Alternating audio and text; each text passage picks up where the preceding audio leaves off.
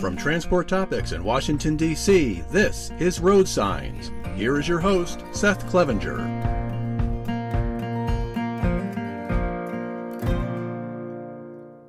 Thank you for listening to RoadSigns, the podcast series from Transport Topics that explores the trends and technologies that are shaping the future of trucking. In this episode, we're going to explore automated communications in the logistics industry. Lately, we've seen technology companies and startups develop various forms of artificial intelligence and automation to improve business processes. But how can AI streamline a company's phone operations? We'll set out to answer that question in this episode. And now, to learn more about automating communications in the transportation industry, I'm very excited to bring in David Bell, co-founder and CEO of CloneOps. Welcome to the podcast, David. Thanks, Seth. Appreciate being here. So at CloneOps, you're offering an AI-enabled platform that automates some of the routine phone communications in our industry to help improve the efficiency of office workers. So, that's maybe a quick overview, but for any listeners who aren't familiar with CloneOps, could you just take a moment here and just explain how it works and what you're doing?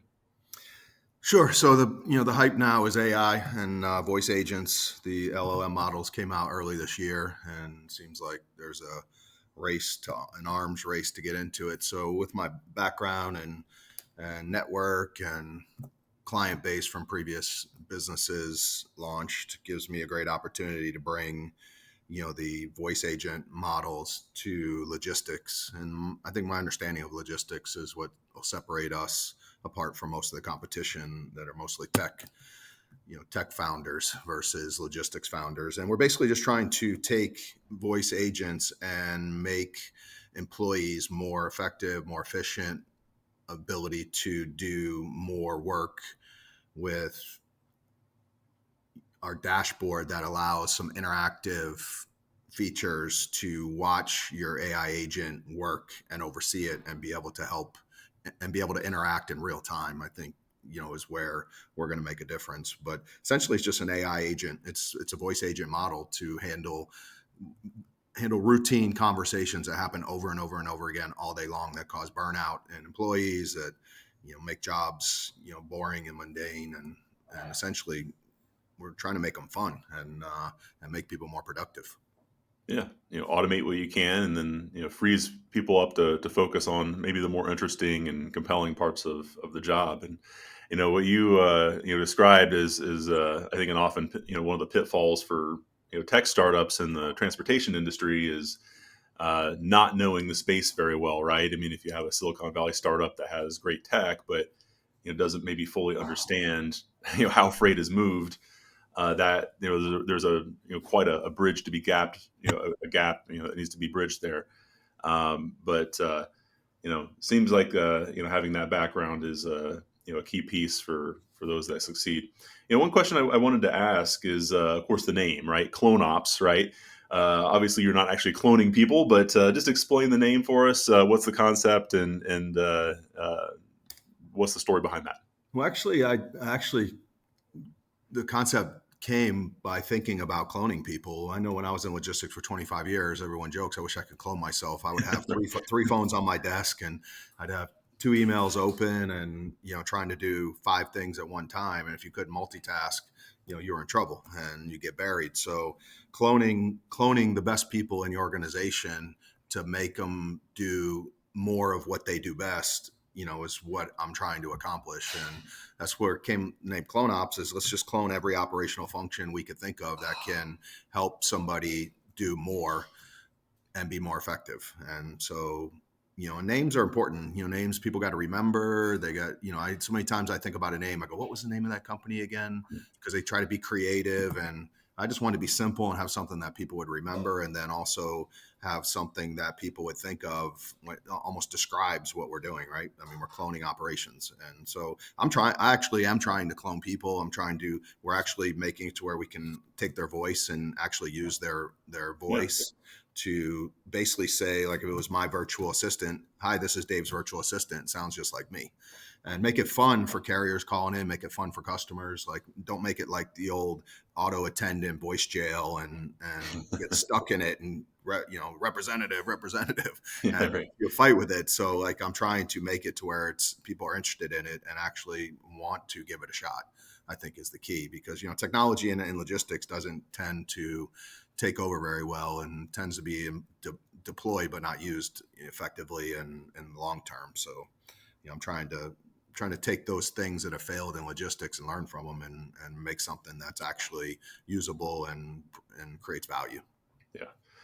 Well, as you put it earlier, of course, there's a bunch of hype, excitement and hype about AI, especially these past several years, given some of the advances in generative AI, large language models. But maybe just go into how you are using AI and machine learning at CloneOps. Just give us maybe a closer look at your use case. Well, I mean, one of the use cases, that everybody's doing is the inbound phone calls. I mean, 35% of most brokers' inbound phone calls go unanswered or left on hold, and creating frustration, not only with customers, but with carriers and vendors. So what that's the typical, out of the box product we're providing, where it basically answers a phone and could ask, answer and ask questions to get information before, and see if it could solve what the caller is trying to solve before, somebody has to get on the phone. An example is a carrier calls in, and our dashboard will take that carrier, find out how many trucks it has, how much business it's done, and do a quick analysis of that carrier to find out if it's just a tire kicker or it's an important carrier that's handling some important business, and be able to either get to the point of handling a request from it, or get it to somebody that can answer and pick that, that high value carrier up and make sure they're happy. If it's a carrier that doesn't create any value for the company and seems like they're just calling, inquiring about loads they're never going to do, then why would we want to spend the money to ever speak to that carrier until we know that carrier is serious and ready to do business? So that's kind of one of the the tasks we're tackling. And another big one is, outbound accounts receivable calling. I mean, that's probably one of the slowest producing phone operation functions that exist, right? Because you have to call, you have to be put on hold. Accounts payable is usually, takes us, a few seconds to get to them. Once you get to them, they have to look up the data. They have to tell you if they got the invoice. And basically it's the same routine call over and over, but it's one person making one call at a time and then trying to balance their time with emails and sending out statements. So if we can accomplish calling 10 or 15 people at a time that one person can oversee, asking the same routine questions and making sure the customers and accounts payable are familiar with, our accounts receivable on the side of AR maintenance are familiar with the virtual AI and don't mind speaking to it, because again, we're going to try to make it fun and interactive. So, those are just a couple of the functions out of the box that we're doing. And then we're also customizing, for the larger brokers, they kind of want to white label it. They want to control it. They want to build it. They want to own the deployment of it. So we're working with some of the larger brokers too to customize it for them specifically. And so you kind of can do everything. So, but having the out of the box functions for the 20 to $100 million brokerages, I think is, where we're going to get market share and scale.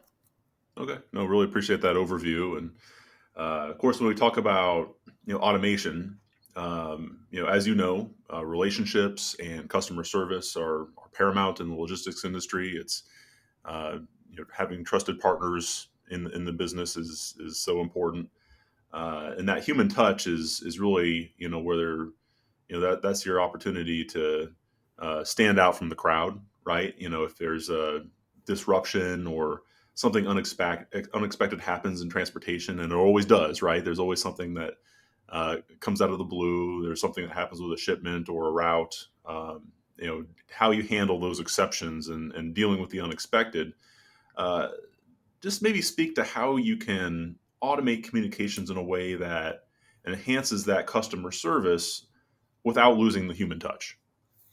So you got two different types. So there's probably many types, but I'm kind of putting them in buckets. You got the bucket of brokers that are more aspiring to be pure digital, pure marketplace, a little bit of human touch, not much, and basically provide value with lowest cost.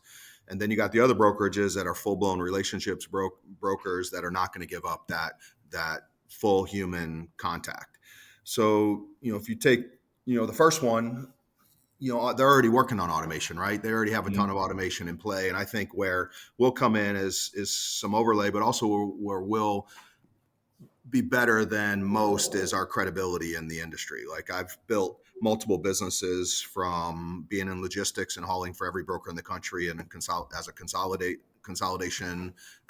load to ride, all over the country. I dealt with every broker, moved that into nearshoring, where I built a large nearshoring company. We were the first to do it, the pioneers of nearshoring, with over 10,000 employees, and now into the AI space with the same customer base, the same C-suite contacts. So that credibility in those contacts, I think, is super important for either bucket.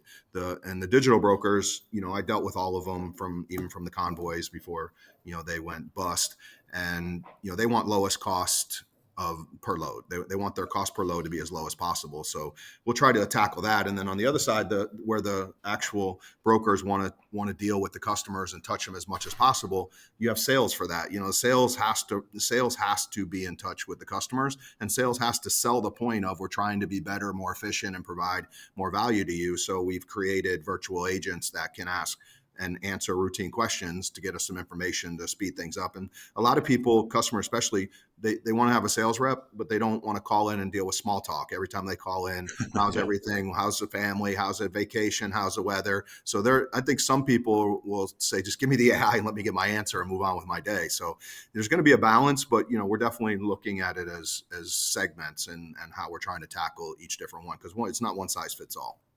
Yeah, that's very important to understand, and it's great insight into how the diversity within freight brokerage, and the sort of the roadmap for different types of companies.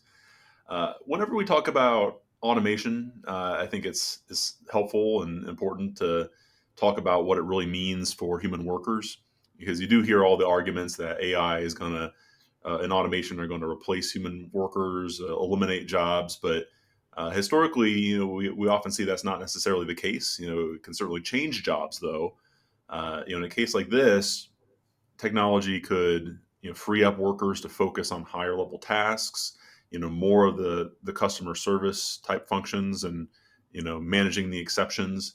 And because they're doing less routine work, less mundane work, they have more bandwidth to do that. But David, how do you envision your technology changing office jobs and transportation, and what does it mean for workers moving forward? Well, when digital brokers first came out, they swore that they were going to not need any people to do it. That it was going to be pure digital, shipper, carrier, marketplace. And lo and behold, we had hundreds and hundreds of people working with these digital brokers because it wasn't purely digital. So I think the same thing's going to happen with AI, and we're going to see some sort of transformation, but I think it's going to be long. I think it's going to take a long time to do it. I think it'll be a long time before we replace humans. And I think that it's going to tackle attrition, replacement, scaling way before it does any reduction in workforce. Now, what it may allow customers to do is sit and look at, okay, let me take my bottom 10% and clean house every quarter, and not have to worry about replacing them with new people that don't know what they're doing. That's always been the battle. And when I was in logistics, like, okay, do I fire my worst person? But how better is the new guy going to be over this worst person with industry knowledge? So I think what's going to happen is it's going to allow brokers to not worry about that bottom 10%, the people that aren't performing, the people that aren't showing up, the people that just milk the job. They're going to be able to keep a tight 80%, tight 90% of their workforce, and allow AI to pick up all that slack. And then, once they can do that, then now they look at, okay, how do I take these good people and keep them here and keep them valuable? People aren't rushing to fire people and get rid of people in logistics, maybe in a lot of other industries, but not logistics. It's a people business. It's a lot of small companies that don't adapt to technology at all. And, we'll see. It's just like automated trucks. How long they've been talking about automated trucks are going to do away with drivers. Like 3 years ago, they were saying within 5 years. It's still not even close, in my opinion. Yeah, for sure. And I think it's again helpful to think about automation as a way to enhance the efficiency of jobs, but ultimately these are tools that a business is using, and to enhance the abilities and skill sets and capabilities, I guess is probably the best way to put it, of what a person can do when you can automate more of the parts of the job. uh, it's I do want to go a little bit deeper into your customer base and the types of transportation companies that can utilize CloneOps. Or of course, you think of freight brokers immediately, of multiple different types of freight brokers, and the industry. I think the lines between broker and carrier, of course, have been blurred. Most of the certainly the large asset-based carriers also have their own brokerage divisions. But what's the profile of your target customer? What are the types of businesses that can stand to benefit from this type of automation, in their phone operations? I think most companies that have high phone volume, inbound and outbound, should be looking at it. If you're a broker and you got your 30, 40 customers and pretty much every routine, and your phones aren't ringing off the hook, and your AR is collecting, then you're good. It's the ones that have the phones are ringing, and phones are on hold. Brokers that have loads in desired places where they have to post them, and then they get 100 phone calls, and the high volume phone operations are where we're going to create value. I mean, I know a lot of brokers that just have their customer base, they have their routine loads, they cover them, and noon they're pretty much not doing much. So those and there's a lot of agents that are like that too, right? They come out, they get 4 or 5 customers, they make their living, and they're good. So we're going to target on the ones that just have the high phone volume operations, and hit those first. And we're also hitting a lot of other industries. I mean, logistics is a primary industry just because of our contacts there, but this applies, I mean, in every industry. Even when you look at the election that just happened in political, they spend, I think Axiom spends over 300 million on outbound phone calls for politics. So and they used AI this year in a big way. So there's tons of use cases in every business that has volumes of inbound and outbound phone calls. So it's almost like virtual call center type model, where when you look at all the call centers out there and everything they're doing, there's so many businesses that it applies to, and low hanging fruit that so where do you start? So we're just starting in logistics because that's our wheelhouse, but we're going to expand way beyond that. Okay, no, that's very helpful. And I also want to talk about the kind of the overall business landscape for the trucking and logistics industry at the moment.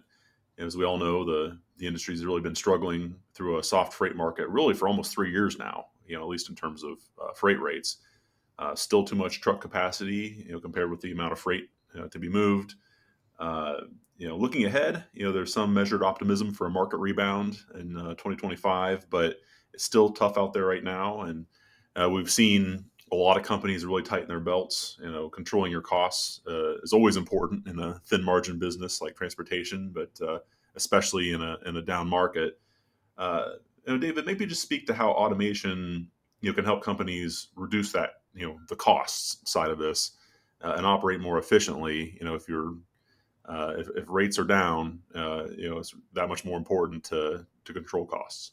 Well, I think, as a broker, and back again with my sales hat on, when you look at what's the reason we want to call the customer, I look at these times are like amazing for sales, because everybody's listening to a way how you can help me save money. How can I do it cheaper? How can I get my cost per load down?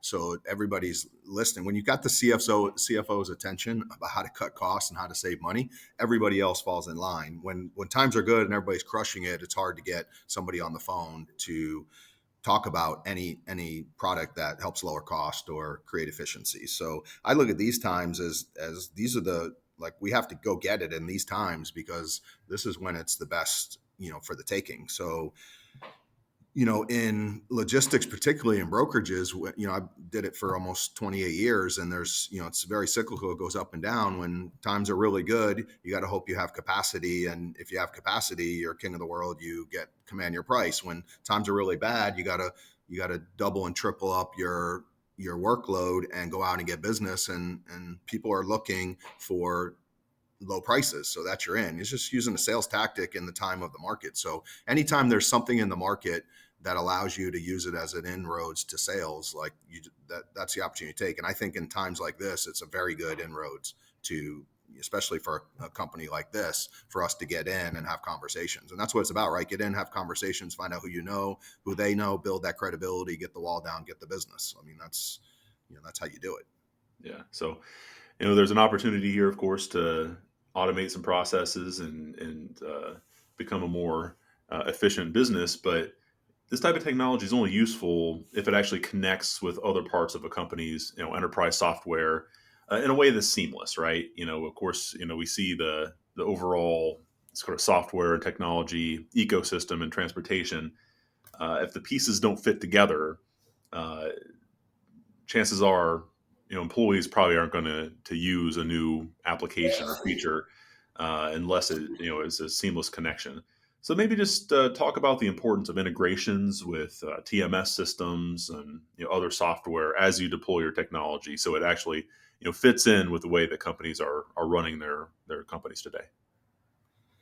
Yeah, I mean, listen, everybody's talking about automation, and at the end of the day, if you're a broker and you go pay for technology and you onboard it and your people don't use it, I mean, that's on you, right? You gotta get your people engaged. It's like, the old days switching from the flip phone to the iPhone. All the old school people didn't want to do it and didn't want to adapt. But what we're going to do is we're going to make it useful and fun and creative, so people in operations are looking forward to using it and understanding it. And we're going to make it easy to where it's not so difficult and hard to understand, where some of the platforms that are out there now are fully IT, geared towards IT and IT deployment. We're gearing our towards regular operational employee deployment. So you don't have to understand, technology and IT to onboard it. You just got to basically open the dashboard and it's user friendly. It's like when you get the new iPhone, right? It walks you, you're like, oh my God, I got a new iPhone. How am I going to do this? And it literally just walks you through it. You just put it next to it and boom, you're up. And you're like, okay, well, that was easy.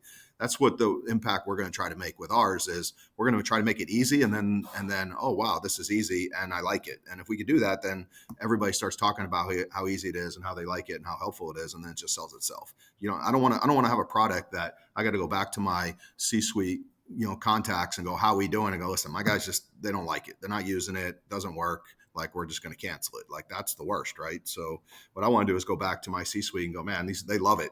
They're using it. They're loving it. They're having fun with it. It gives us a reason to call a customer. Hey, customer, let me put my AI in for a minute and see if you could, see how you like it, and use it for a way to make things different, right? Because we're in a new year, and what's new, and customers like, to see what's new and hear what's new, and employees like to use something new. So let's get it in and get it working and make it fun and make it easy, I think, is a trick. Yeah. Big picture, when you look at the trucking industry and technology adoption, it's certainly, come a very long way, and say really in the past decade or two, the whole industry has leaped forward, and maybe, or perhaps caught up in terms of technology adoption. Seen so many different entrepreneurs, tech developers, investors that have entered this space. The industry has really been discovered by technology, the technology sector, which is great. But I'm kind of curious for your perspective on this, because I still wonder, given how fragmented the industry is, so many small companies and so many that don't have a ton of capital to invest in technology. Do you think transportation today is still behind the curve on technology adoption, or do you think it's caught up with other industries at this point? Where would you put, transportation and logistics compared to, say, other industries? I mean, there's probably some companies out there that are, but I think overall in general, probably not. I mean, you're a broker, you just move freight. Like, you don't have time to sit and try to figure out technology and have technology do it for you. You got to move freight and you got to get it done and you got to follow up on it. And I don't know any brokers that are just going to allow automation, anything to do everything right now. Somewhere at some point in the chain, a human is going to step in and make sure it was done right. Otherwise, you're going to lose customers. Customers don't want to hear, well, my virtual agent screwed it up. I'm sorry. They don't want to hear that. Like, that's not acceptable. So You used to be able to blame it on the trucker and say, "Oh, that guy's the worst. I'll never use him again." And that worked for a little while. But if you keep having bad trucks, like your customer's just done with you. And there's too much competition now. There's too many people willing to do it 24/7, follow up on it, get it done to where the customer can sleep at night. And if you're not doing that, then you're in trouble. And you can't just deploy technology to do that for you. And again, unless you're a digital broker and the customer signing up for that knows that's what they're getting because they're getting the benefit of, the cost. So at the end of the day, it's still going to be about taking care of the customer and the customer feeling like the job's getting done without them worrying about it. For sure. Hey, this has been a great conversation, David. But before we wrap up, I'd like to just open it up here to any final thoughts you'd like to share with our listeners. I mean, listen, I think everybody should look at 2025 as a beginning of a new year and what can we accomplish. I think it's going to be a very interesting year, and I'm excited. This is my third business I've launched in the space where logistics are my same customers, and I'm excited to do it. We got some great people on board, and it's going to be fun. I'm looking for it to be fun and engaging and create some value in the industry that will help clients be better. Well, is it going to solve all the world logistics problems? No, but I think it's going to help, and it's going to evolve, and it's going to get better and better. So it's exciting to see what 2025 brings us and what technology, especially virtual agents and the voice agents, do over the next couple of years. All right. Well, hey, that's a great stopping point there. Thank you again, David, for joining the podcast and sharing your insights. Really enjoyed having you on. No, appreciate it. Thanks for having me. Appreciate it very much.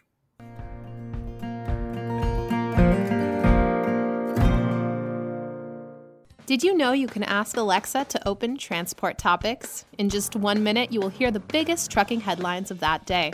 Be prepared and start your morning off right with Transport Topics. Before we close, let's take a moment to revisit our original question. How can artificial intelligence and automation streamline a company's phone operations? As we've heard during this episode, advances in AI promise to improve many facets of the transportation industry, including communications. But rather than fully automating jobs, this technology could help employees handle a larger volume of work more efficiently, while also freeing them up to focus on more customer service and other high-value tasks. Moving forward, AI will not replace the need for human interaction and trusted business partnerships, but it will help businesses and employees work more efficiently and more intelligently. If you've enjoyed this episode of RoadSigns, please let others know. Rate and review us on Apple Podcasts and Spotify. If my questions have sparked questions of your own, share them with me and the RoadSigns team. You can email us at share@ttnews.com. We'll read them and respond daily. Also, let us know how we did by texting TT Survey to 571-622-0001. And of course, we'll be back soon with a fresh episode of RoadSigns. Until then, I'm Seth Clevenger. Thank you for listening.